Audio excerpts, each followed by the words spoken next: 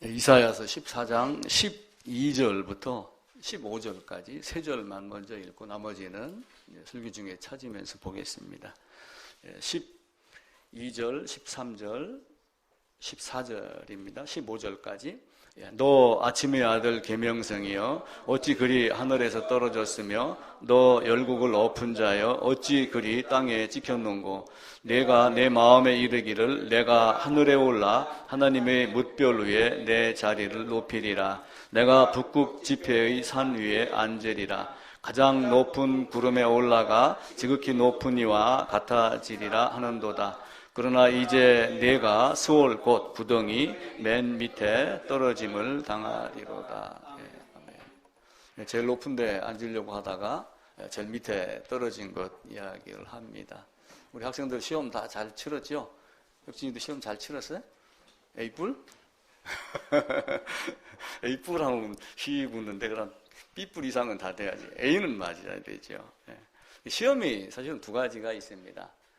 쓰러뜨리고 유혹하고 넘어뜨리려고 하는 시험이 있고, 이게 정말 나의 자랑이고 단단한 것을 확인하는 시험이 있어요. 그러니까 하나님이 욥을 시험한 것은 욥을 자랑하고 싶었고, 세상에 어떤 것도 욥을 무너뜨릴 수 없다. 욥이 나의 기쁨이요 나의 자랑이요 나의 아들이다라고 하는 것을 온 세상에 드러내고 싶었던 겁니다. 또 그러면서도 또 욕심에 따라서 시험을 당하고 그러지만 우리가 십계명을 낭독을 하잖아요. 제일 마지막에 있는 십계명이 사실은 마음에 있는 겁니다. 그래서 그 십계명 중에 10번째의 계명 때문에 사실은 1번부터 9번까지가 다 이루어집니다. 그래서 마음에 어떤 것이 있느냐에 따라서 모든 것이 달라집니다. 세상의 시험은 쓰러뜨리려고 하지만 하나님이 나를 시험하는 것은 더 강한 것을 세상에 자랑하기 위함이다. 이렇게 합니다. 하나님이 우리에게 여러 가지 말씀을 합니다. 제가 누가복음을 한번 먼저 보면서 이야기를 드릴게요. 누가복음 24장에 보면은 예루살렘이 등장을 합니다. 예루살렘이. 근데 여기에서 어디로 가냐면은 지금 이제 엠마오로 가는 제자가 있습니다. 가다가 이제 둘이 만나잖아요. 엠마오로 가는 두 제자가 쭉 내려가다가 여기서 누가 등장을 하냐면은 우리 주님이 등장을 합니다. 자, 누가복음 한번 가보겠습니다. 누가복음 24장입니다.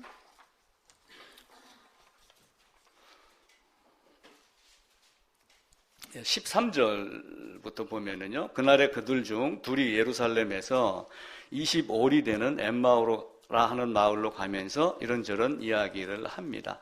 15절입니다. 그들이 서로 이야기하며 문의할 때 예수께서 가까이 이르러 그들과 동행하시나 그들의 눈이 가려져서 그인 줄 알아보지 못하거늘. 이렇게 하며 쭉 동행을 합니다. 그러니까 25리 같으면은 예전에는 우리가 어렸을 때 거리를 딸 때는 10리 그러면 이게 4km였어요. 그러니까 25리 같으면은 8km, 10km가 됩니다. 그러니까 10km 길을 쭉 내려가는데 이게 이제 언덕이 내려감이 아니고 서울서 부산으로 내려간다 이렇게 이야기를 하죠. 어디가 그럼 부산, 서울 올라가 이렇게 하듯이 예루살렘이 이제 중심이 되어 있기 때문에 지형적으로 낮은 것이 아니라 중요도를 놓고 높낮이로 이렇게 이야기를 하는 겁니다. 자, 이제 제가 질문을 드리는 거는 요 두 제자가 예수님을 만난 시점이 어딘가라고 하는 거예요. 언제 예수님을 만났어요?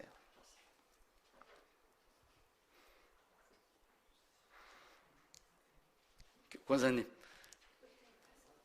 여기서 또, 우리 박준우사님, 언제 예수님을 만났어요? 진짜 만난 거 예수님께서 사라지신 후에, 그분 예수님이었어. 신사모님. 예수님을 만났다라고 하는 그 터치만 이야기를 하면은 사실은 이전에 몇 년 동안 따라다니냐면은 3년 동안 따라다녔어요. 엠마오로 가는 두 제자뿐만이 아니라 예수님의 제자들이 많이 있었습니다. 제자들이. 근데 그 중에 이제 사실은 12명만 제자라고 하는 칭함을 받았죠. 근데 이들도 만났지만 만나지 못한 거예요. 그러다가 또 만났는데 사실은 만나지 못했어요. 그러다 우리 권사님 말씀대로 저 뒤에 가서 말씀을 풀어주고 뭔가 궁금하니까 하룻밤 더 유하면서 우리를 가르쳐달라라고 하는 여기에서 하나님을 만난 거예요. 그러니까 우리가 하나님을 만났다라고 하는 것이 나 어렸을 때부터 교회 다녀서 이게 아니라 내가 진짜 하나님을 만날 때가 언젠가 라고 하는 그 만난 시점이 우리에게 있어야지 돼요. 이제 그것을 사람들은 뭐 중생이다 뭐 여러 가지 이렇게 말을 하는데 그것을 예수님은 니고데모에게 거듭나라, 베드로, 바울, 구원받아라, 제사함 받아라 이런 여러 가지 이야기를 하고 그러죠. 사람이 사기입니다. 하진이 난 지가 지금 D 플러스 거의 이제 300, 한 40 며칠, 50 며칠 돼가요. 그죠? 이렇게 D 플러스 며칠이라고 하는 거를 쭉 이야기를 하더라고요. 둘이 연애를 합니다.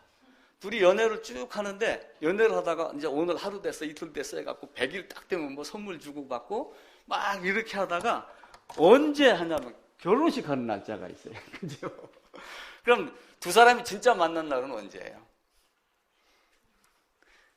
여기 D-Day 플러스 1, 2, 3, 4 쭉 나가는데 언젠가는 모르지만 결혼식 하는 날짜가 있을 거 아니에요.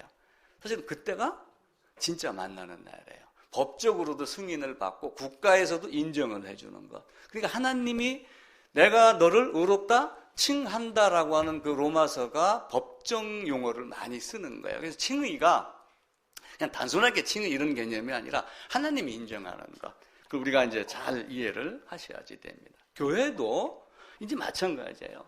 들어오면은 등록하고 세례받고 어떻게 하다가 집사, 장로, 권사 쭉 하는데 이 십자가를 통과하지 못했으면 예수를 만난 거예요? 못 만난 거예요? 못 만난 거예요. 그래서 이게 중요한 거예요. 그래서 내가 누가복음을 보다가 이 제자가 진짜 예수를 만나는 게 언제였지? 처음 만난 게 언제였지? 그럼 인간적인 생각을 하면은 여기였잖아요. 베드로도 시초에 예수님을 만났습니다. 부름 받아서 모든 것 다 버리고 떠났습니다. 그럼에도 불구하고 예수님을 진짜 만난 것은 그분이 부활하고 그리고 다시 가르침을 주고 했었을 때 눈이 뜨여서 그때 예수님을 만난 거예요. 우리가 이걸 냉철하게 구분을 하고 버릴 걸 버려야지 성경이 보이지. 물론 이 과정이 있기 때문에 이게 있는 건 사실입니다. 그럼에도 불구하고 이 시점에서 놓고 봤을 때 이거는 다 뭐예요? 나싱이에요. 아무것도 아닌 거예요. 과정은 있었지만 결과적으로 보면은 아무것도 아닌 것. 그게 우리가 꼭 기억을 해야 될 겁니다. 지난 한 주간 어떻게들 살으셨어요? 열심히 살으셨어요? 재밌게 살으셨어요? 즐겁게 살으셨어요? 몸은 주를 위하여 있나니 그랬는데 정말 주를 위하여 있었나요? 너희가 성령이 전이다 그랬는데 그 전 안에 계신 분이 기뻐하는 마음으로 살으셨나요? 예 하고 한 분만 대답하네. 지금 입 크게 벌리신 분 한 분이 있어. 아기를 뵙니다. 아기를 뵈면은 처음에는 표가 안 나는데 시간이 지나면서 배가 불러요. 근데 병으로 인해 갖고 배가 부르면 되게 부끄러워요. 그걸 막 코트로 뭘로 가리려고 막 그럽니다. 근데 어렵사리 아기를 뵈면은 아야 이렇게 배를 내놓고 다녀요. 그죠? 뭐가 있다는 거예요? 내 안에 씨가 있다는 거예요. 그 성령의 전이라고 하는 내 안에 그 씨가 있었을 때 내가 어떤 모습으로 살을까? 그래서 입덧을 뭐라고 그럽니까? 엄마가 먹고 싶어 하는 게 입덧이에요? 아기가 먹고 싶어 하는 게 입덧이에요? 아기가 먹고 싶어 하는 게 입덧이에요. 내 아기 안 가져도 잘 알죠? 예?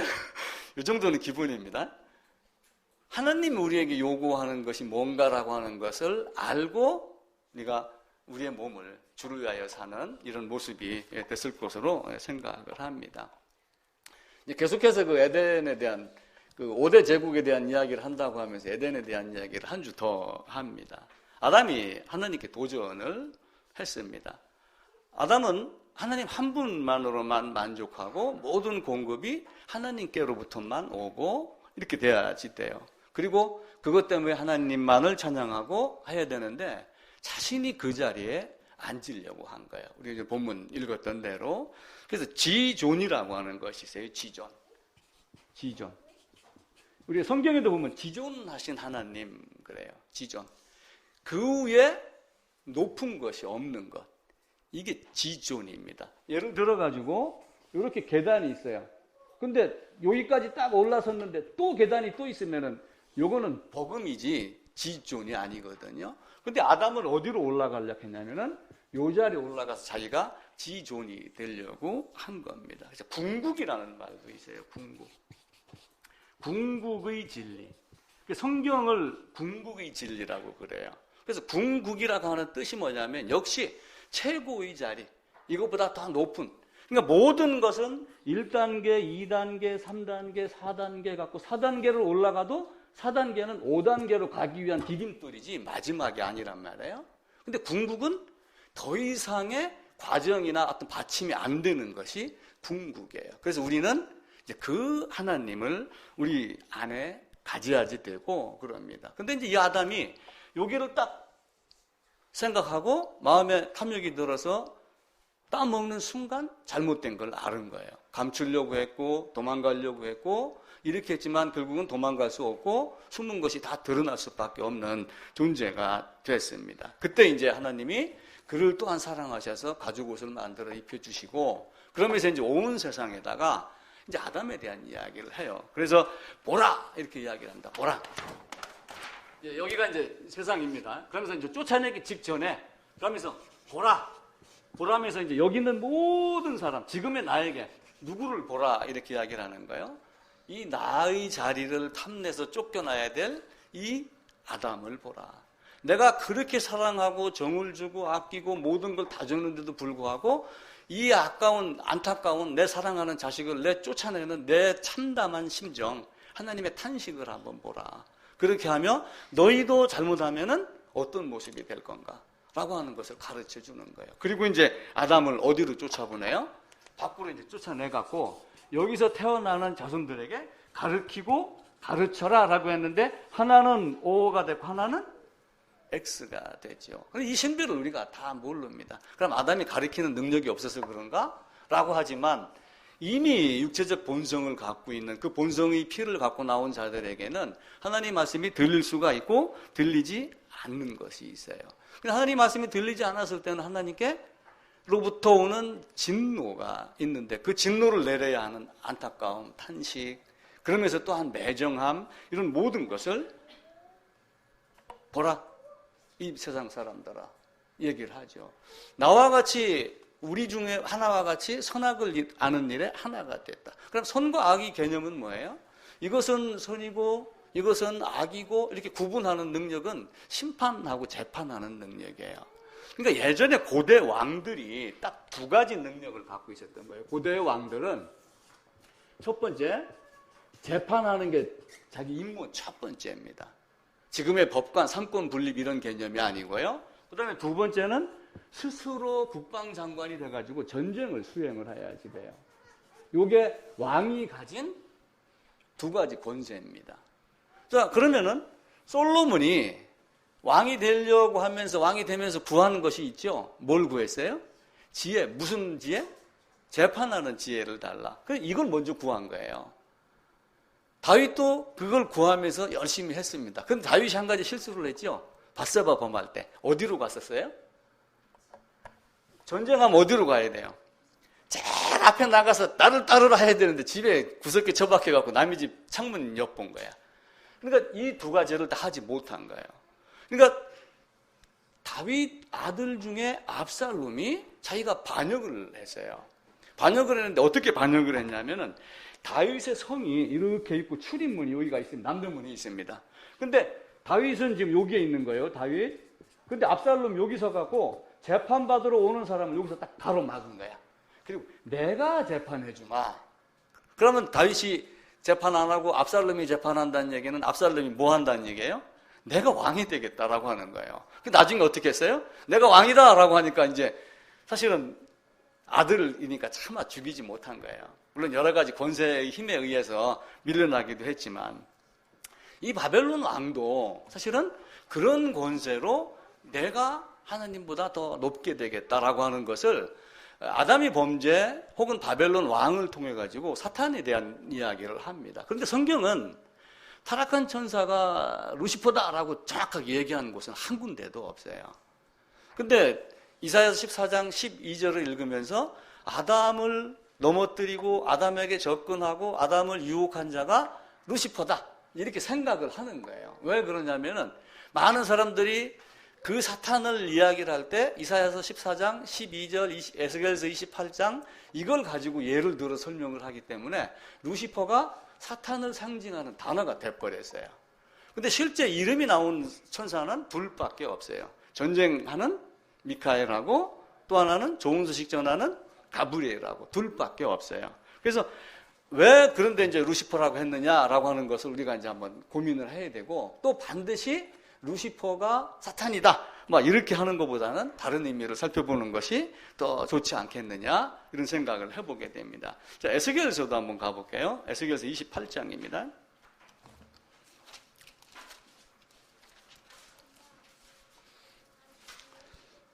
1193쪽입니다.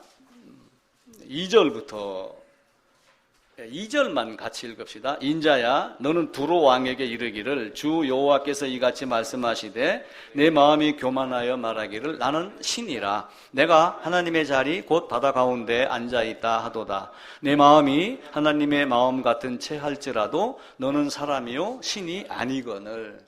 그렇게 하며 이 바벨론 왕과 두로 왕과 여러 왕들을 통해 가지고 높은 자에게 하나님께 대적하는 자. 이 바벨론 왕들이 뭐라고 얘기를 하냐면 나이에 큰 자가 없다. 아수르 왕도 그렇게 이야기를 했어요. 내 권세를 여호와 하나님이 빼앗겠느냐라고 하면서 여호와 하나님을 무시를 했지요. 이제 그걸 가지고 사탄이라고 하는 존재를 들이댑니다. 근데 범죄는 사탄이 하게 했어요? 아담이 한 거예요?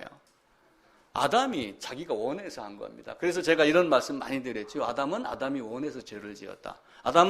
아담이 원하지 아니하면 죄를 짓지 않을 수 있었다. 그럼에도 불구하고 아담이 죄를 지었기 때문에 사람들은 사탄에 대한 이야기를 합니다. 왜 사탄을 둬서 시험을 했느냐라고 하지만 여러분 자식, 예를 들어 갖고 혁진이를 부산으로 내려보는데 어느 누구가 우리 혁진이를 꼬시겠어? 이렇게 딱 그런 마음이 있겠어요? 없겠어요? 혁진이는 신학교 가서 공부를 하는데 지나가다 게임방? 절대 그럴 일이 없지. 이렇게 자신을 하듯이 사탄이 어떤 방법으로 밀고 들어오든 간에 아담 자신이 하나님을 확실히 보았다면 절대로 넘어지지 않을 거예요. 그러니까 아담이 넘어진 건 사탄 때문이 아니라 아담 자신이 그런 방법을 선택을 한 겁니다. 유다서 한번 볼게요. 신약성경 저 뒤로 가셔가지고 유다서 요한계시록 앞입니다.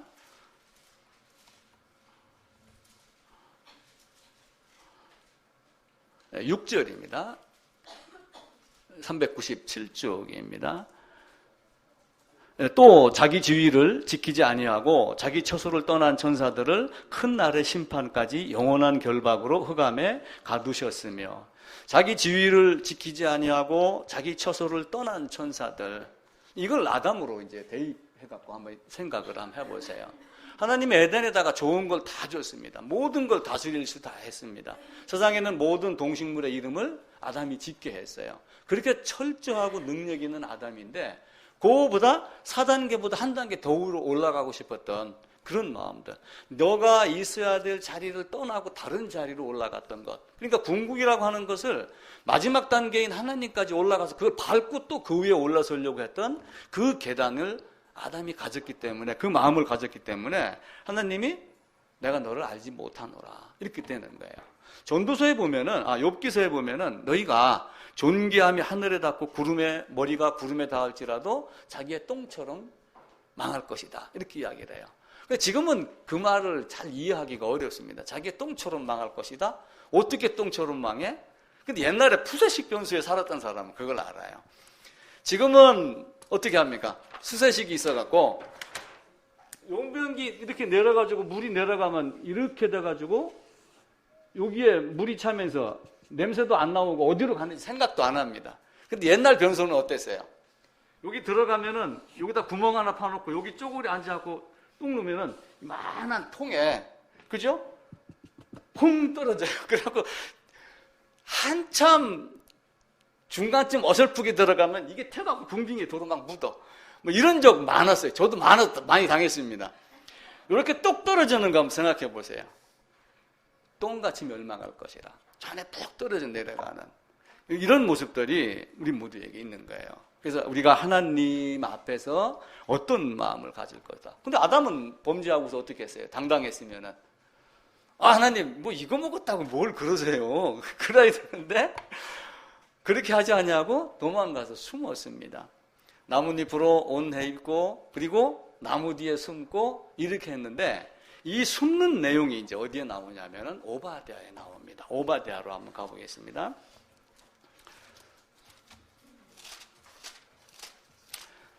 아모스서 다음입니다. 오바댜 1장입니다. 에돔을 가지고 또 말씀을 해요. 1장 1절에 보면 여호와께서 에돔에 대하여 이와 같이 말씀하시니라 라고 하며 3절 한번 보겠습니다. 너희 마음의 교만이 너를 속였도다. 바위 틈에 거주하며 높은 곳에 사는 자여, 네가 마음에 이르기를 누가 능히 나를 땅에서 끌어내리겠느냐 하니 네가 독수리처럼 높이 오르며 별 사이에 깃들일지라도 내가 거기에서 너를 끌어내리리라. 페트라라고 하는 곳이 있어요. 페트라. 거기는 바위 험한 산인데 들어가는 통로도 좁아갖고 군사가 한두 명밖에 못 지나가요. 예를 들어가지고 어떤 벼랑길을 간다, 어떤 골목길을 빠져나간다 그러면은 군사가 막 10명, 20명 딱 떼져서 가는 게 아니라 한 줄로 서서 갈 수밖에 없는 통로. 그러니까 군사가 공격을 해도 한 명씩 오면 어떻게 해요? 오는 쪽도 찌르면 됩니다. 절대로 빼앗길 수 없는 거. 페트라, 바위에 집을 지은 네가 지금 많은 사람들이 전쟁이 일어나면 어떻게 하지? 이렇게 겁을 냅니다. 우리나라 대통령은 전쟁이 일어나면 같이 망해야지 됩니다. 근데 미국 대통령은 전쟁이 일어나면 어떻게 한다고 그래요? 우주선 타고 달나라 가면 사는 줄 알고 있어요. 별 사이에 깃들일지라도 그때 아무것도 아닌 말이었지만 지금 대입을 하면 그런 정도까지 네가 어떠한 곳에 숨을지라도 내가 너를 다 끌어내리겠다. 그 앞에 아모스서 한번 보겠습니다. 아모스 9장입니다. 1283쪽입니다. 1절 중간부터 읽을게요. 내가 그 남은 자를 칼로 죽이리니 그 중에서 한 사람도 도망가지 못하며 그 중에서 한 사람도 피하지 못하리라. 그들이 파고 스울로 들어갈지라도 내 손이 거기에서 붙잡아 낼 것이요 하늘로 올라갈지라도 내가 거기서 붙잡아 내릴 것이며 갈멜산 꼭대기에 숨을지라도 내가 거기에서 찾아낼 것이요 내 눈을 피하여 바다 밑에 숨을지라도 내가 거기에서 뱀을 명령하여 물게 할 것이요. 자가발전 능력이 있는 잠수함을 타고 저 바다 깊은 곳에 숨는다고 하여 하나님의 심판을 면하겠어요? 별 사이에 바위 틈에 어디에 저 밑에 아무리 도망쳐도 숨을 곳이 없다. 그러니까 나무 뒤에 숨었는데도 나와라 했었을 때 그 나무는 사실은 많은 장소를 말합니다. 무화과 나무 잎으로 가려도 안 되고 어떤 자기 행위로 이야기를 해도 안 되고 이게 하나님의 모습이에요. 우리는 하나님은 사랑이다라고 하면서 너무 사랑에 취해 있으면 안 됩니다. 분명히 하나님은 사랑의 하나님이에요. 그럼에도 불구하고 그 사랑을 거부했었을 때는 얄짤없이 진노를 퍼부으시는 두 얼굴의 모습. 저 사람은 두 얼굴이야. 어떤 때는 착하고 어떤 때는 뭐하고 막 이렇게 하듯이 하나님도 두 얼굴을 그대로 가지고 있어요.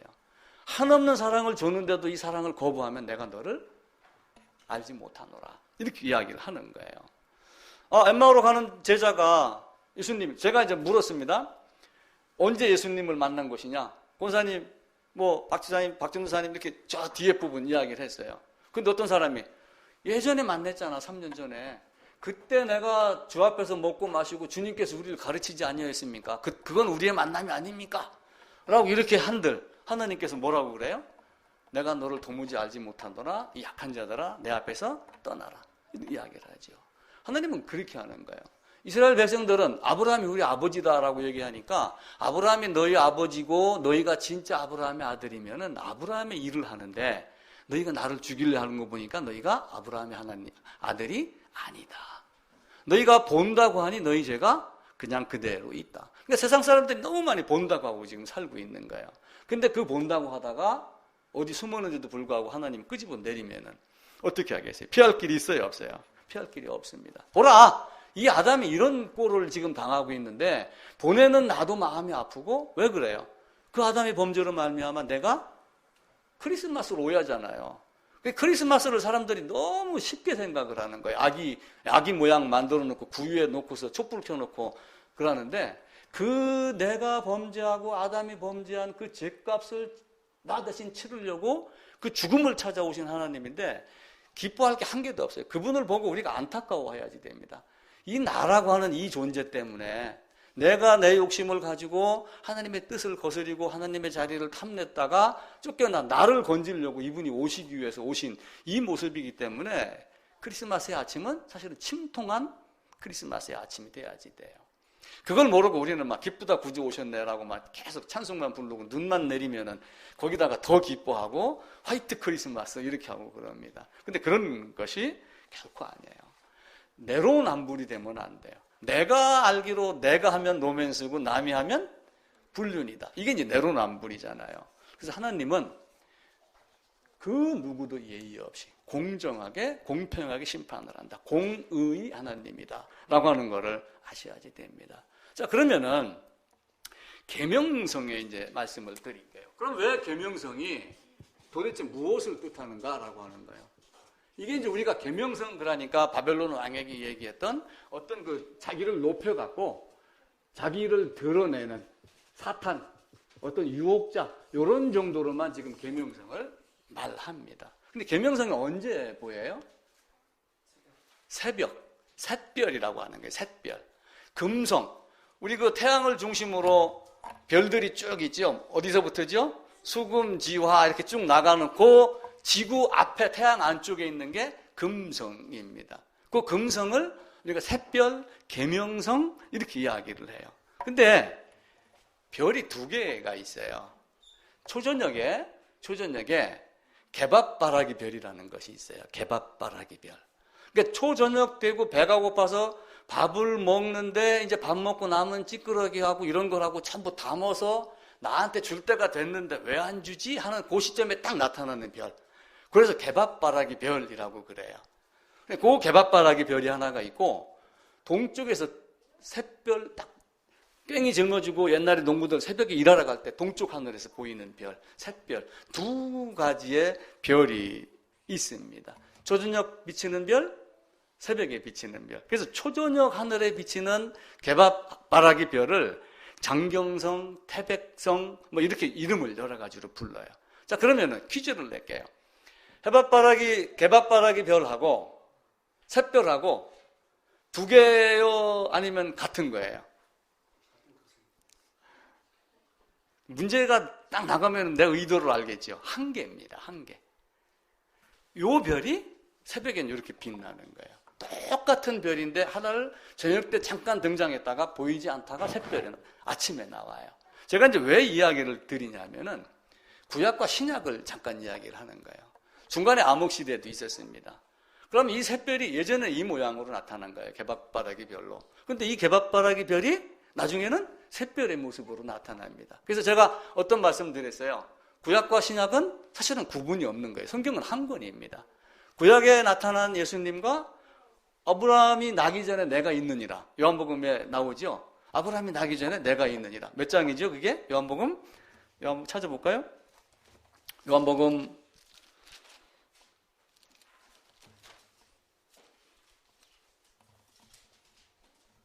몇 장이죠? 두 분 전도사님이 빨리빨리 찾아야 되는데 아직 안 찾았어.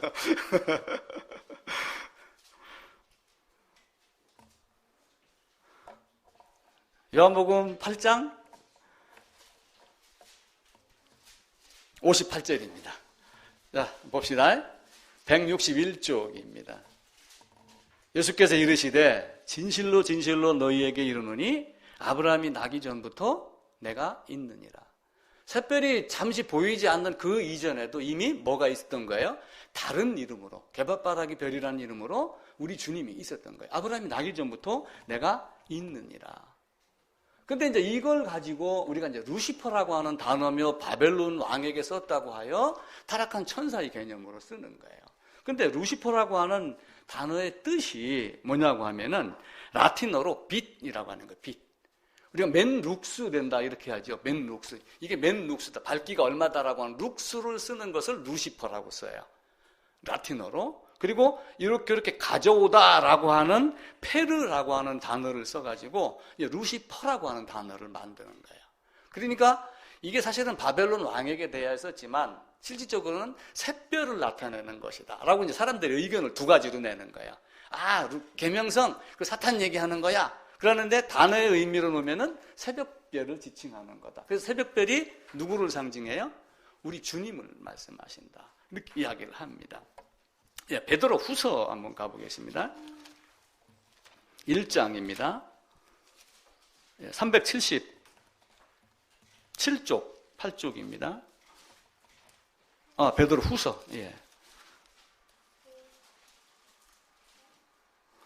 1장 18절 같이 읽읍시다. 이 소리는 우리가 그와 함께 거룩한 산에 있을 때 하늘로부터 난 것을 들은 것이라. 19절입니다.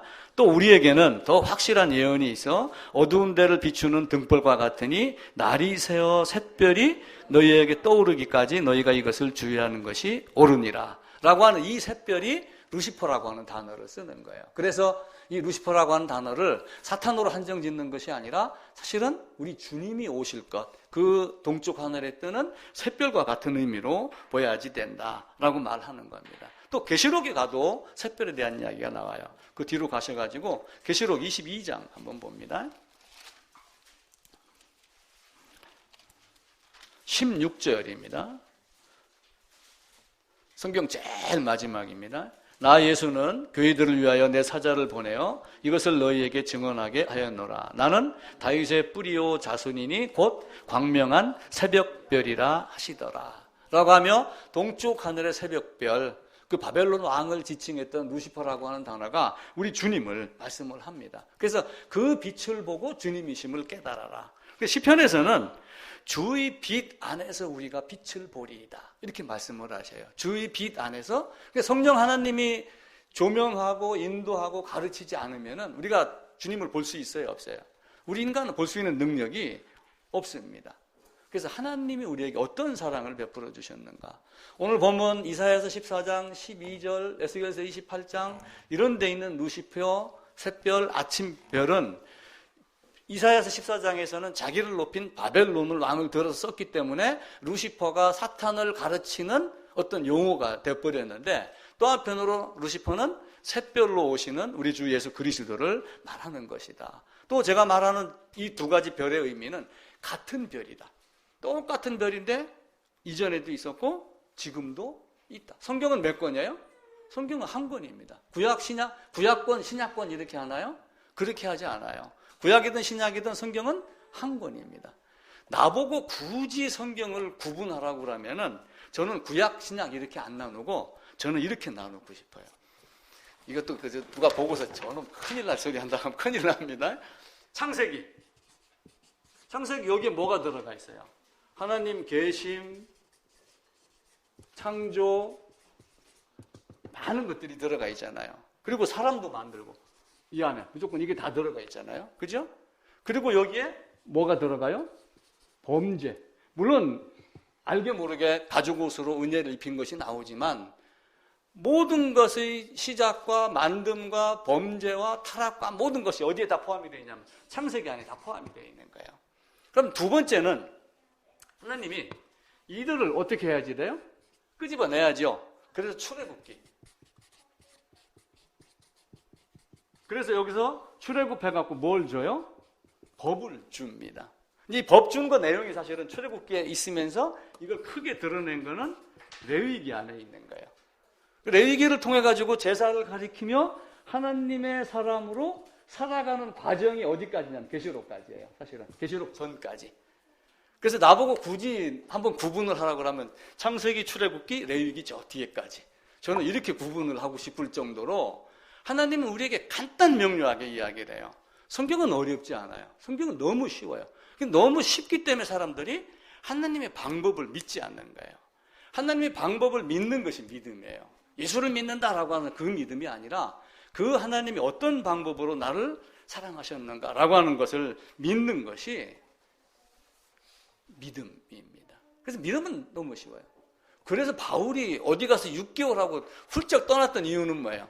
요것 하나 가지면 살아낼 수 있다는 확신이 있는 거예요. 하나님이 욥을 그래 시험해봐라 라고 딱 집어내 던졌듯이 바울은 그런 자신이 있었기 때문에 가는 거예요. 여러분도 능력이 있으면 전부 흩어지세요. 하나님은 교회를 확장시키려면 전부 흩었어요. 사도행전 시작하면서 보면은 계속 어떻게 해요? 흩습니다. 흩어서 교회 이렇게 한 거예요. 묘한 시기에 그렇게 했지만 세상의 모든 대신 뭘 가져야지 돼요?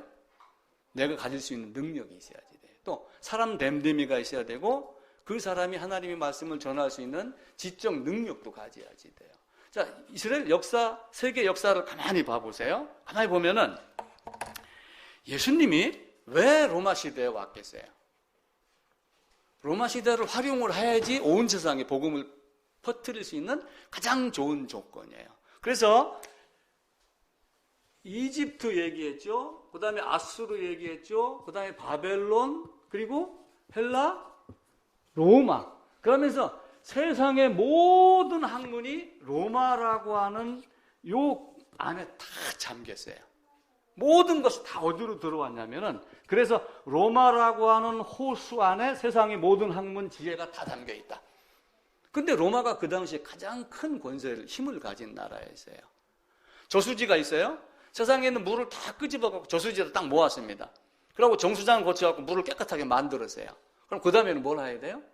보내야죠. 보낼 수 있는 힘이 어떤 나라보다 이게 강했던 거예요. 그러니까 여기다가 뭘 하는 거예요? 모다 달아갖고 각 가정으로 전 세계로 이렇게 보내는 거예요. 그러니까 로마라고 하는 호수 안에 세상에 있는 모든 지혜, 지식, 철학, 하나님에 대한 관념 이런 모든 것들이 다 잠겼는데 로마라고 하는 힘을 통해 가지고 온 세상에다가 그걸 퍼뜨린 것. 그게 로마가 대단한 나라예요. 하나님은 그걸 사용하려고 로마 시대에 온 거예요. 또 로마 시대에 온 게 아니라 로마 시대를 하나님이 만드신 거예요. 바벨론 딱 쓰러뜨리고 페르시아 만든 건 뭐예요? 그죠? 하나님 하신 거예요. 우리가 그렇게 하나님의 의도를 보셔야지 됩니다. 지난주에 말씀드렸던 성막을 다시 한번 정리를 할게요. 성막 이 안에 들어가면은 성소, 지성소가 이렇게 구분이 됩니다. 근데 요 위에 이렇게 카바가 있다고 그랬죠? 카바가 있는데 제일 안쪽에는 화려한 세마포가 있어요. 그리고 그 위에 빨간 것, 하얀 것, 그리고 껍데기는 해달의 가죽. 그런데 밖에서 보면은 이 안에가 보여요, 안 보여요? 내가 직접 걸어 들어가지 않으면 이 안에 있는 아름다운 것이 보이겠어요, 안 보이겠어요? 안 보여요. 성막의 울타리가 아무리 이렇게 있다 하도 여기서 보는 거는 지붕만 보이지 안에 있는 건 안 보이는 거예요. 성막의 동쪽이라고 하는 이쪽하고 지성소는 여기서 보면 서쪽이에요, 동쪽이에요? 서쪽으로 갑니다. 그래서 동에서 서를 바라보면 하나님의 진노가 있고 하나님의 심판이 있는 거예요. 그래서 하나님을 만나러 가는 첫 번째가 뭐라고 그랬어요? 번제단이에요. 번제단. 물론 요 앞에 미리 여기 있는 사람이 죄를 깨닫고 두 번째는 대속물을 끌고 가는 것이 먼저 있어야지 돼요. 그래가지고 딱 들어가면 딱 마주치는 게 뭐예요? 번제단이에요. 여기를 피할 수 있어요, 없어요? 여기를 피해가지고 여기 들어갈 수 있나요? 이걸 거친 사람은 가능해요. 그래서 요 안에 뭘 하나 더 두냐면은 물두멍이라고 하는 것 하나 더 둬요. 손 씻는 거예요. 손 씻고 발 씻고 요 성소, 지성소 안에 들어가기 위해서 흙먼지를 털어내고 깨끗하게 하는 것. 그 여기에 들어갈 수 있는 자격은 번제단을 거친 자. 자, 여기 딱 밖에서 가만히 귀 기울여 보세요. 짐승이 소 죽으러 가면은 운다고 그래, 안 운다고 그래요? 안 가려고 막 발버둥 치고 그러죠? 여기는 짐승은 그렇게 안 했겠어요? 예수님은 그렇게 안 했어요? 아버지, 나 이거 이 짐 지기 어렵습니다. 이걸 좀 피할 수 있게 해주세요. 그런데 내 뜻대로 말고 아버지의 뜻대로. 이렇게 하면 순종했던 그 어려움이 있는 거예요. 소리 들리고 두렵고 떨립니다. 군대 가면은 빠따를 맞아요. 지금은 빠따 치는 게 없습니다. 근데 빠따는 맞을 때가 문제가 아니에요. 내가 줄을 딱 섰는데 내가 24번째입니다. 1번, 2번 맞으면서 거기는 놈은 좀 덜 때릴까 싶어가지고 일부러 아픈 척하고 소리를 더 내요. 앞에 맞는 사람은. 한 대 딱 때리면 그러는데 뒤에 놈은 소리 질러요. 실제 아파서 그런 게 아니고 아프기도 하지만 그러면 세 번째 사람은 두 번째 사람이 맞을 때 마음이 어떻겠어요? 두 번째 사람보다 더 두렵겠어요? 덜 두렵겠어요? 3번, 4번, 5번, 6번은 끝이 없이 가슴이 두근두근거려요. 요 밖에 있는 사람도 똑같은 거예요. 이 소리가 엄청나게 두렵습니다. 근데 딱 문을 열고 딱 들어가니까 여기에 뭐가 보여요? 칼, 갈고리, 그죠? 꼬챙이 이런 게 막 절비하게 있는 거예요. 정육점 가면은 칼 몇 개예요? 고기 걸어놓은 갈고리 이런 거 다 있잖아요. 그게 막 쫙 있다고. 대장간 한번 봐보세요. 그 앞에 내가 들어간다. 지금 내가 죽으러 가야 되는데 만약에 진짜 내가 이렇게 짐승의 머리에 안수하고 짐승만 죽이나 나를 죽이나. 근데 앞사람이 들어갔다 나오기를 내가 아니고 짐승이 죽었다라고 그러니까 담대함을 갖고 가는 거예요. 그 하나님이 우리에게 그걸 가르쳐 주는 거예요. 그게 하나님의 방법입니다. 그 방법을 믿는 것을 우리는 믿음 이렇게 이야기를 해요. 그럼 예수님이 왜 죽었어요? 성경이 죽으라고 했기 때문에 죽는 거예요. 그 고린도전서의 15장에 성경대로 죽었다가 성경대로. 그 성경대로라고 하는 그 네 글자가 엄청난 의미가 있는 거예요. 그냥 성경대로 그러니까 맞아. 예수님이 죽어야 돼. 그래서 죽었어. 이게 아니라 성경대로는 이렇게 해서 죄를 졌고 이렇게 해서 죄인 됐고 이런 자는 죽어야지 돼. 죽는 방법은 이거야. 라고 하면 다 얘기해 준 것을 그분이 성경대로 죽고 성경대로 살아난 겁니다. 그래서 구약, 신약, 개박바라기, 샛별 다 한 시대다. 똑같은 구약과 신약이 똑같은 언약의 시대예요. 어떤 언약? 은혜 언약. 왜 은혜 언약이에요? 무슨 혁진 씨 내가 뭐라고 그랬지? 무슨 시대? 은혜 언약의 옛 시대. 지난주 설교 봤어 안 봤어? 다 은혜 시대예요. 이것도 은혜 시대고. 이걸 사람들이 싫어하는 사람이 있어요. 그때는 율법이지 왜 은혜 시대야? 에덴에서 이미 은혜가 나왔어요. 에덴에서 가죽을 입혀주며 아담을 죽이지 않았어요. 동물로 대신하여 죽는 대속 희생을 가르쳤어요. 그래서 옛 언약, 새 언약 모두가 다 언약의 시대입니다. 그리고 내가 죽지 않고 짐승이 죽고 내가 죽지 않고 예수님이 죽고 라고 하는 대속을 가리키며 모두 다가 은혜 언약인데 은혜 언약의 옛 시대, 은혜 언약의 새 시대. 지금 보는 그 별이 지금은 샛별이지만 어쩌녁에는 초저녁에는 개박바라기 별이었다. 같은 별이라고 하는 거예요. 예수님은 한 분입니다. 아브라함이 나기 전부터 내가 있느니라 라고 하는 거죠. 그래서 성막을 통해서 우리가 많은 것을 배울 수 있어요. 우리도 성막 모형도 만들어 놓고 성막에 대한 이야기를 한 100번은 더 했을 거예요. 그죠? 다 꿰뚫고 이해하고 있어야지 돼요. 그게 이해가 안 되면 암송이라도 해가지고 그거는 자꾸 자기 체화를 시키다가 어느 한순간 엠마오로 가는 그 두 제자 같이 처음에 3년 전에 만났고 3년 동안 따라다녔고 가는 길에 초입길에서 만났는데도 불구하고 만난 게 아니었다. 근데 진짜 만남은 저 뒤. 근데 그 만난 사람이 주님을 딱 만나고 어디로 가요? 다시 예루살렘으로 가요. 그게 신비인 거예요. 그걸 딱 만나고서 예를 들어 어떤 사람이 나 예수 믿었어? 하는 걸 딱 보고 어디로 가는가를 보면 저 사람이 예수 믿은 사람인가 안 믿은 사람인가 알아요. 예수 만난 사람은 엠마오로 가다가도 다시 예루살렘으로 갑니다. 그게 우리의 믿음이에요. 그것을 바르게 전하는 여러분들 다 되셔야지 됩니다. 우리는 이제 세상에서 목사, 전도사 이렇게 직분을 가지고 하지만 여러분 개개인이 그걸 다 갖고 있어야지 돼요. 이 안에 들어갈 때 갈고리, 칼 안 들으면 어떻게 해요? 숫돌이 다 샥샥샥샥 갈고 그러죠. 옛날 그 전설 따라 삼천리 이런 거 나오잖아요. 방 안에서 뭐가 들어가고 어떤 여인네 집에 갔는데 나중에 문구멍으로 이렇게 내다보니까 마당에서 칼을 갈고 있더라. 저게 욕이 아니야? 해갖고 죽였니 살했니 이런 얘기는 많이 나오잖아요. 칼을 갈고 있었을 때 그 심정 어떻게 되겠어요? 그래서 구약은 은혜 언약의 옛 시대, 신약은 은혜 언약의 새 시대. 똑같이 옛 시대, 새 시대의 개념만 있을 뿐이지 똑같이 은혜 언약의 시대다. 우리가 학문적으로 그냥 구약, 신약 이렇게 굳이 나누지만은 그 안에서 구약, 신약이 어떤 모습으로 우리에게 나타나는가. 구약에서도 율법을 통해서 뭘 가르쳐요?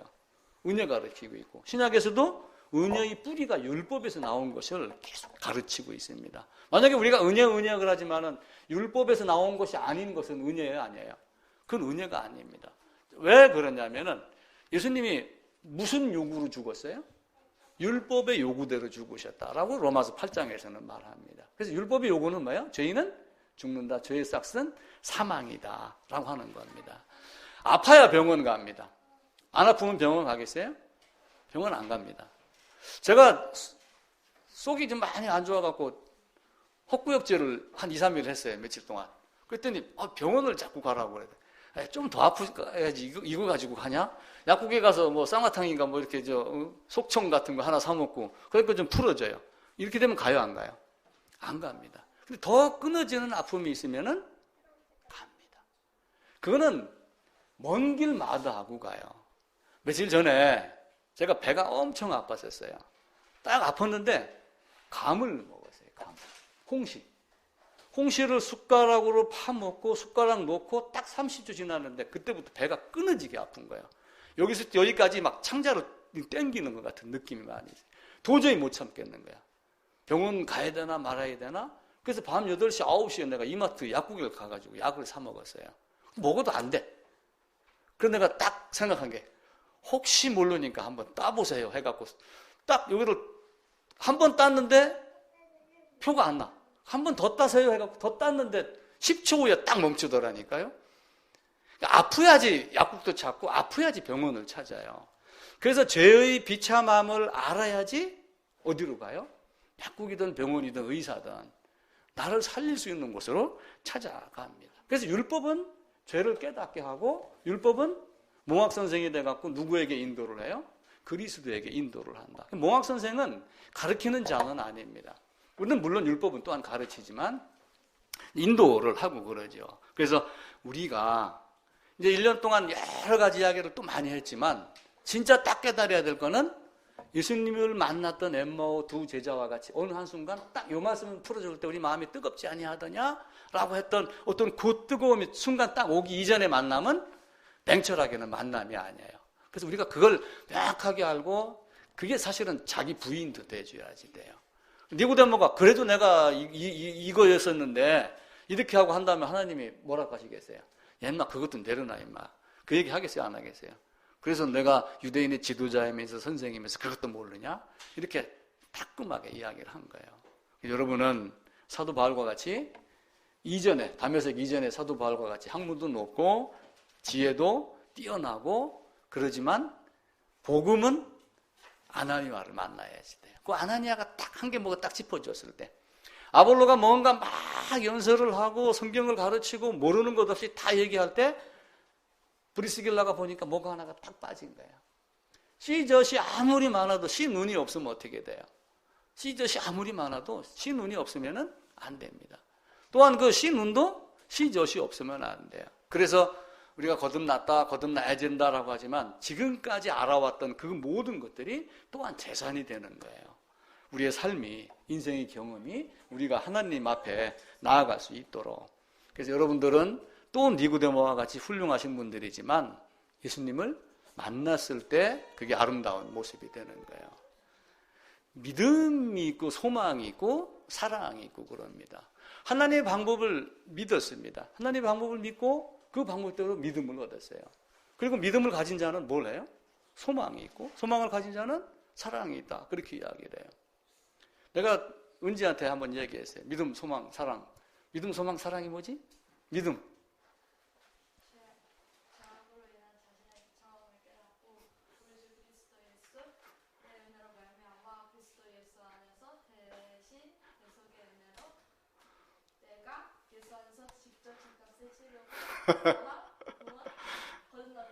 네, 그게 믿음이에요.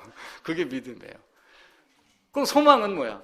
이미 구원받은 자가 세상에 살면서 고난을 겪으며 성화되어가는 중에 아직 이루어지지 않은 삶에 하나님의 나라의 성취를 소망하는 것. 그럼 맞아요. 그럼 사랑은? 소망의 성취즉 썩을 것을 썩지 않을 것을 입고 영원한 생명으로 새 예루살렘에서 주님을 직접 배웠고 찬양하며 누리는 것. 믿음과 소망의 완성이 사랑입니다. 그래서 믿음, 소망, 사랑은 그 중에 제일은 사랑이다. 그래서 죄인은 뭘 먼저 가져야 되냐면은 죄 사함에 대한 걸 먼저 가져야지 돼요. 근데 이게 하나님의 방법에 따른 믿음이 돼야지 돼요. 하나님의 방법. 내 생각, 내 지혜, 내 주관적이면 돼요, 안 돼요? 이게 안 됩니다. 그럼 믿음을 가진 사람은 사망에서 어디로 옮겼느니라? 생명으로 옮겼느니라. 이렇게 하면 다리를 건너가요. 건너가는 요것을 우리가 거듭남, 구원 이렇게 이야기를 하는 거예요. 그런데 딱 요 순간이 딱 됐을 때 요거를 또 한 포인트로 뭐라고 얘기를 하냐면은 성화는 성화인데 근본적인 성화가 돼 있다. 이렇게 말을 해요. 근본적인 성화가 돼 있다. 근본적인 성화인데도 세상에 속한 삶을 살고 있기 때문에 더러워져요, 안 더러워져요? 더러워지니까 계속해서 자기를 깨끗하게 하며 이 고난을 벗어나가지고 어디에 가기를 소망을 해요? 하나님 나라 새 예루살렘에 가기를 소망하는 게, 바라는 게 뭐냐면 소망이에요. 그러니까 믿음 여기서 생기죠. 믿음을 가지고 이걸 이겨내면서 뭘 가져요? 소망을 갖는 거예요. 새 예루살렘. 내가 지금 이렇게 열심히 공부를 하는데 우리는 시험을 사실은 자처해야지 돼요. 성공하는 사람들은 어려운 시험을 계속 통과하려고 스스로 그 자리에, 시험 받는 자리에 들어갑니다. 의사고시, 뭐 고등고시 뭐 이런 거 있잖아요. 변호사 고시 뭐 이런 거. 그 사람도 그 고시 안 보면은 그 자리에 들어가요? 안 들어갑니다. 그렇게 해야지. 동네 의원들이 한 달에 얼마 버냐가 나왔는데 평균 1,300에서 500을 번다고 나왔더라고요. 우리는 배 아플 때 잠깐 가는 것 같지만 가가지고 진료 한 번 받고 약 처방 받고 10,000원, 20,000원 딱 내고 오는 것 같은데 그 사람들은 1,500만 원을 버는 거예요. 그 1,500만 원을 벌기 위해서 뭘 해요? 고시를 스스로 공부해가지고 치르는 거예요. 우리가 하늘에 대한 소망이 있다면 하나님의 심판의 자리로 들어가야죠. 하나님은 어떻게 나를 심판할 건가? 심판 받고 나면 그 다음에 어떻게 됐어요? 내 인생이 비록 짧을지라도 70이고 80이고 그러지만 고난이 있지만 이 고난 뒤에는 내가 여기 가서 누리는 소망이 있는 거야. 그래서 믿음, 소망. 그래서 믿음, 소망이 다 이루어져서 하나님 앞에서 기뻐하는 것. 그게 뭐예요? 사랑입니다. 그래서 믿음, 소망, 사랑은 다 있을진데 그 중에 제일은 사랑이라. 그래서 우리 주님이 오심은 사랑의 완성인 거예요. 왜 그래요? 이미 여기 있는 사람 어디 걸 미리 보는 거예요? 여기 있는 걸 미리 보기 때문에 사랑이 완성이 되는 거예요. 물론 고린도 교회를 향한 것은 약간 다른 차원이기도 했어요. 고린도 교회가 흔악 싸움이 많았습니다. 그러니까 이제 그런 사랑도 이야기를 했지만 우리 이제 그런 걸 통해서 다른 걸 보여야지 돼요. 에덴이 있어요. 에덴이 여기서 이제 에덴 동쪽으로 사람을 쫓아냈습니다. 그럼 여기 나와가지고 나 여기로 다시 가야 돼. 이렇게 생각하는 사람이 하나가 있고 누구예요? 아브라함. 또 아브라함하고 같이 나온 조카. 거기는 뭘 찾은 거예요? 풍부한 물을 찾은 거예요. 세상 물. 그래갖고 물 찾아갖고 끌려간 곳이 어디예요? 소돔성. 인간은 딱 두 가지로 나뉘어져요. 근데 요 안에도 지혜 있는 자가 있고 지식 있는 자가 있고 철학자가 있어요. 요 안에 지식, 지혜, 철학이 없을지라도 가지고 있는 것은 뭐예요? 생명 하나. 지금 잠깐 부족하지만 훗날 소망이 성취가 되면은 이 땅 안에 있는 모든 것을 다 가질 수 있어요, 없어요? 이것 한 가지 갖고 있는 거예요. 저는 이 얘기를 하고 싶어서 목사가 된 거예요. 요거 하나 되면은 난 바로 옛날로 돌아가고 싶어. 바울 시대로. 그냥 보따리 하나 딱 짊어지고 야, 나 갔다가 6개월 뒤에 한번 올게 하고 다른 데 가서 한 1년 살다 오고 이러면 좋겠는데 저는 아파트를 딱 갖다 만들어 놓으니까 옮겨가지도 못하고 이런 어려움이 있습니다.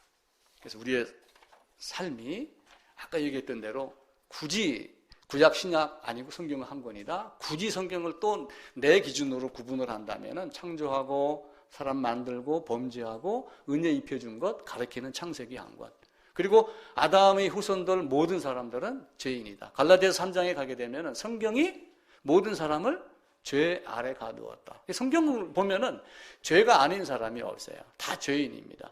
그 죄인을 사망에서 생명으로 끄집어내갖고 하나님의 법을 따르게 만드는 그걸 준 게 뭐냐면 출애굽이에요. 그 다음에 그 법을 가지고 성화가 아까 근본적인 성화를 말했잖아요.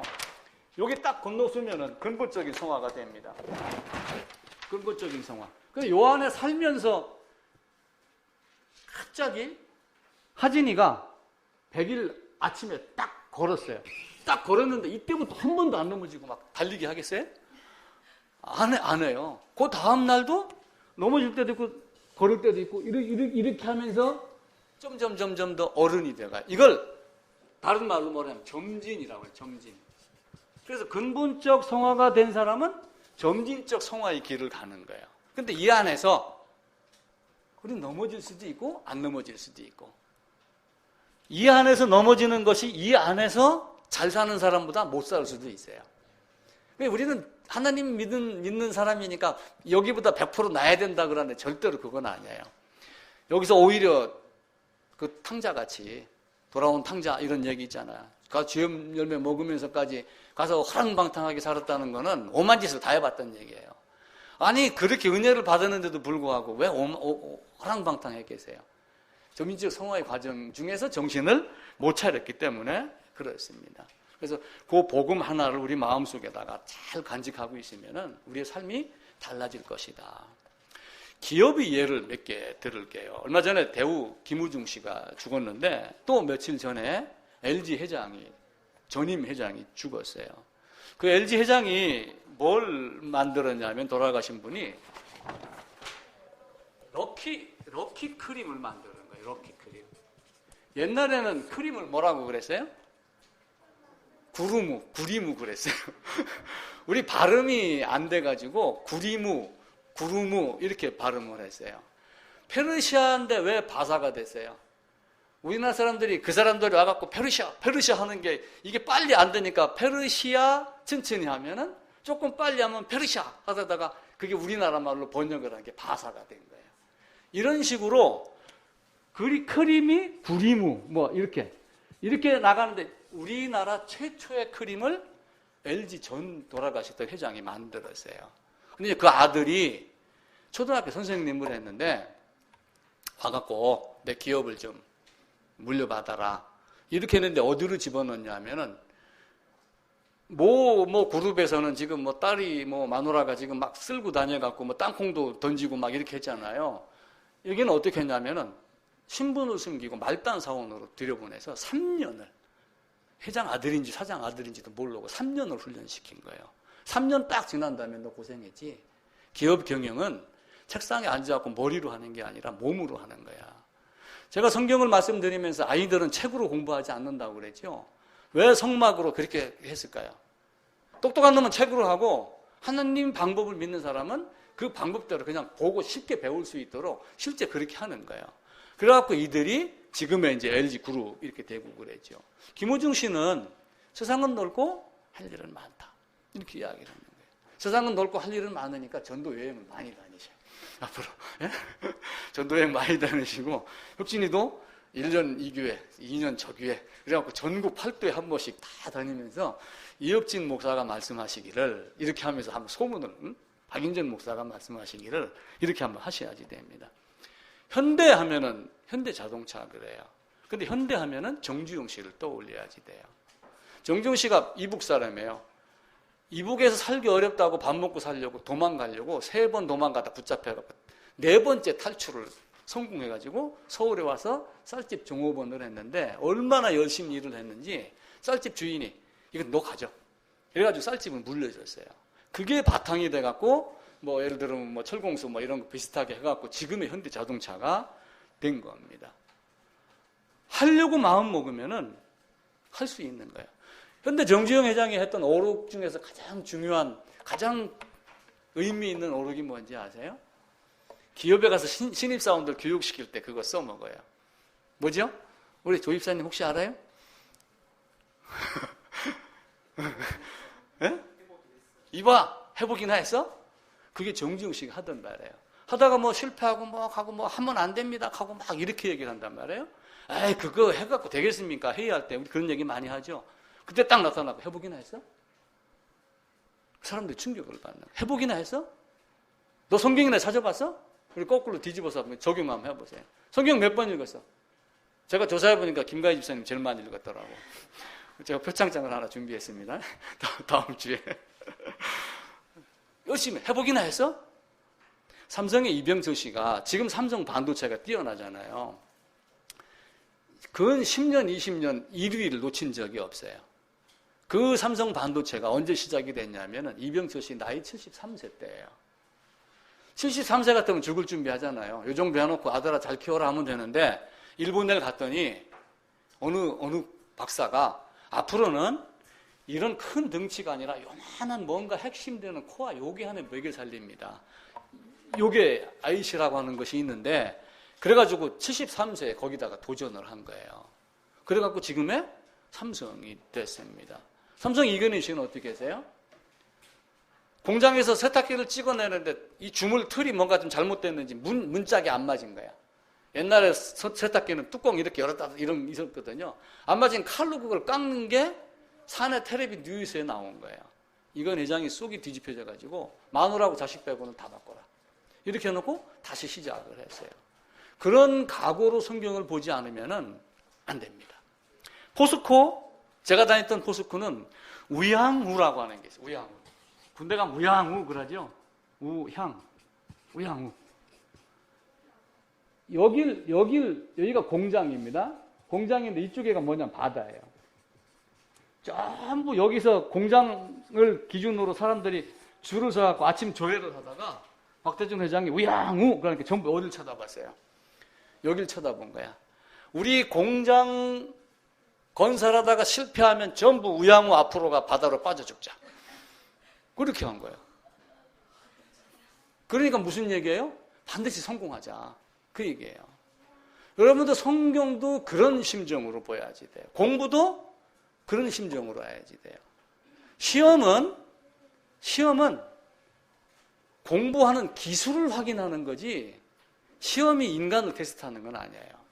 근데 우리는 그 시험에 만족하고 그 시험 점수에 놀아나는 게 아니라 성경을 통해서 내가 어떤 존재인가를 보여야지 되는 거예요.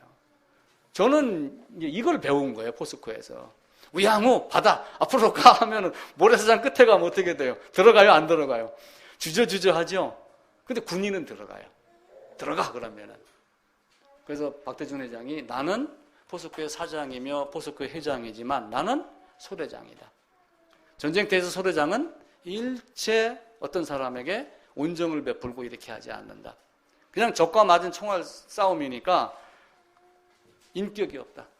대한민국의 잘 나가는 그룹의 회장들이 박대중 씨에게 조인트 안 맞은 회장이 없어요. 정주영 씨도 아마 맞았을 거예요. 건설하는. 왜냐하면 박정희 대통령이 마패를 하나 줬거든요. 아무도 박대준이를 건드리지 마라. 그래서 누가 와가지고 돈을 요구를 하잖아요. 정치권이.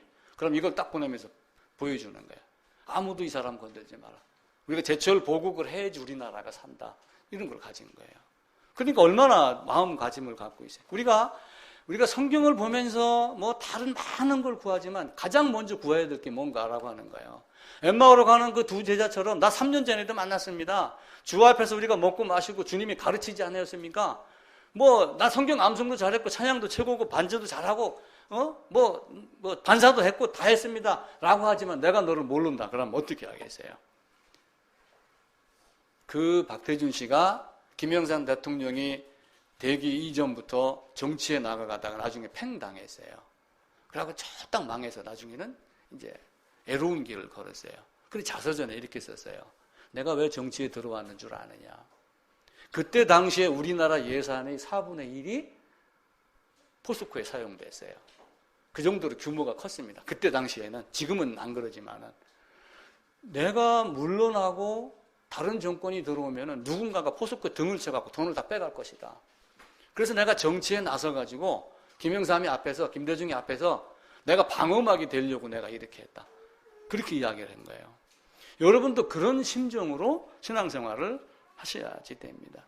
그 번제단 들어갔었을 때 그 칼, 갈고리, 짐승의 울음소리, 그 두려워 떠는 이 모습, 그것하고 예수님의 십자가하고 한번 대비시켜서 한번 봐보세요. 내가 어떤 비참함이 있는가? 여러분, 왜 산업 제1차, 2차, 3차, 4차 이렇게 해가면서 5개년 계획했었을 때 왜 우리나라가 발전을 했어요? 발전한 이유는 비참함 때문에 그래요. 정주영, 김우중, 이병철, 이건희, 박태준 이 사람들이 있었기 때문이지만은 그 또 한편으로는요. 제가 국민학교 6학년 때 버스를 처음 봤어요. 그러니까 골짜기에 살았죠. 직장을 들어갔는데 만약에 너 나가 이러면 어떻게 되겠어요? 자식 굶어요, 안 굶어요? 자식 굶죠? 학교 보내요, 못 보내요? 못 보내죠. 죽기 살기로 회사의 명령에 따르려고 하는 그 비참하면서도 먹고 살려고 하는 요 배고픔이 있었기 때문에 직장을 떠나지 않은 거예요. 우리가 성경을 떠나지 않는 것도 그런 비참함이 보여야지 성경을 떠나지 않아요.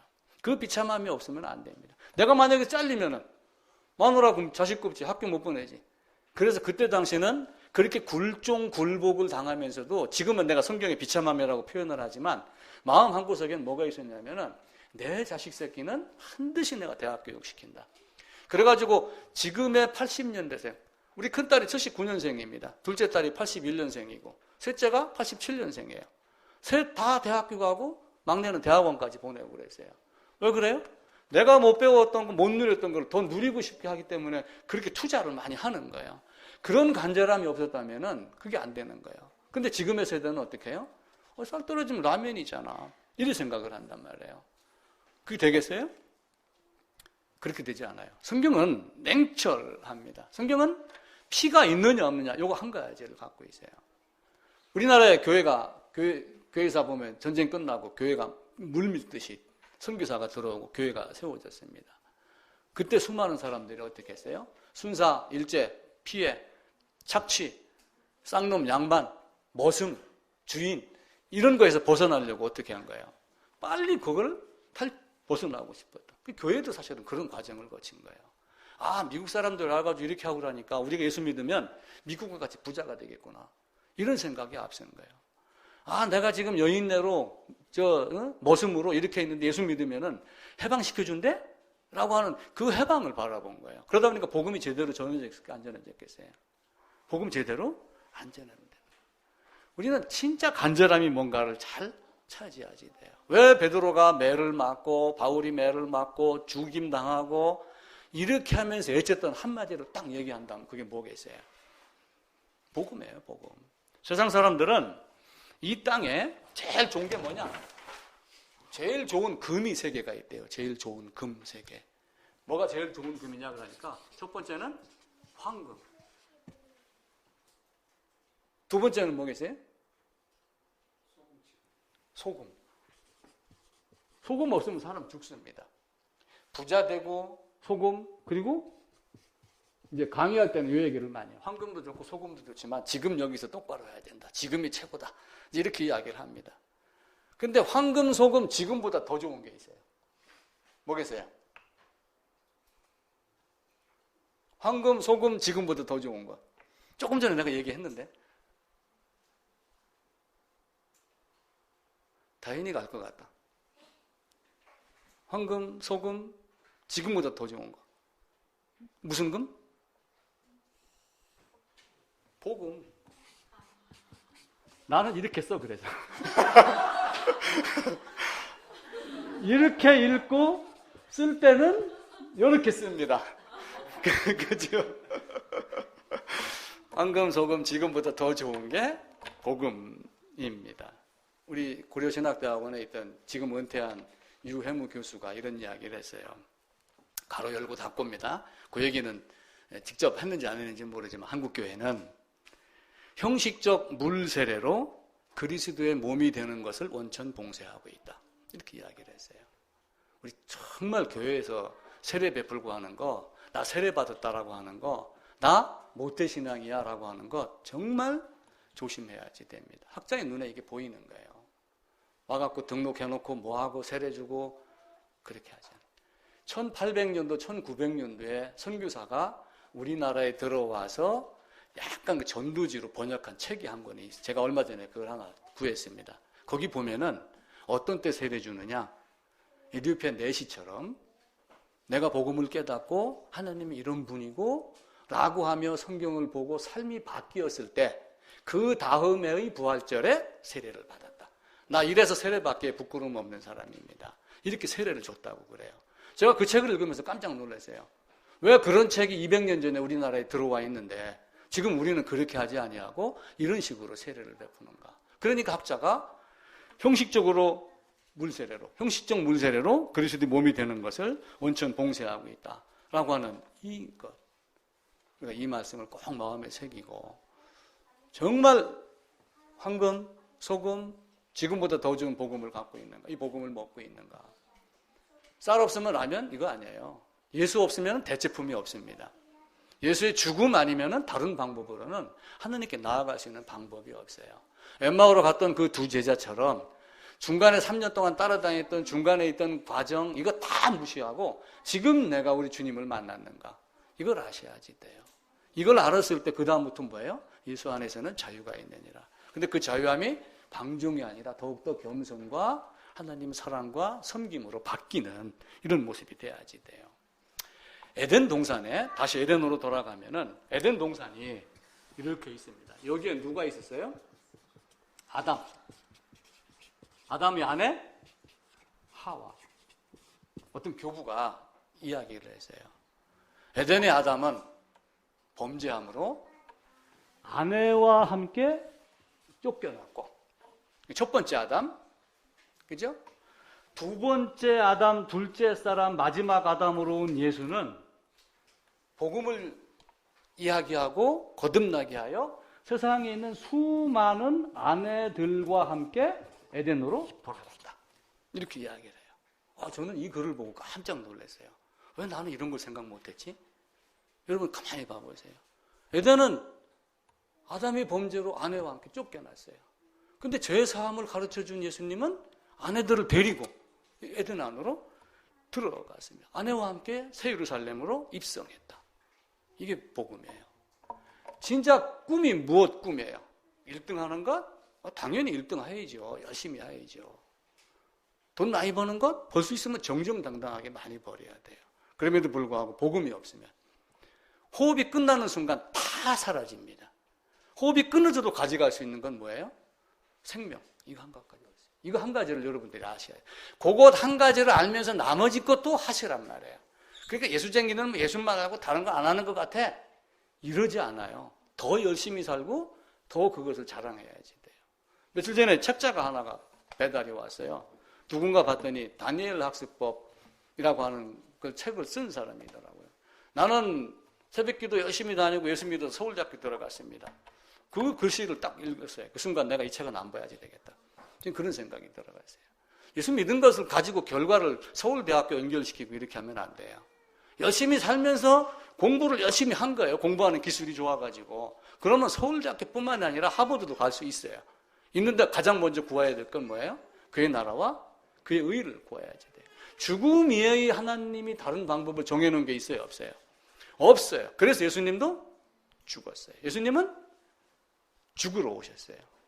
죽으러 오셔갖고 죽으러 가는 과정 중에 제자들을 가르친 것이지 이적을 베풀었던 게 예수님의 목적이 아니란 말이에요. 우리가 성경을 바로 보고 예수님이 가졌던 그 한 가지만 딱 가지면은 우리 주님과 함께 이 땅에 있는 많은 아내들이 예루살렘으로 입성해서 하나님께 감사하는 하나님은 사랑이시라 라고 하는 믿음, 소망, 사랑이 성취될 걸로 여겨집니다.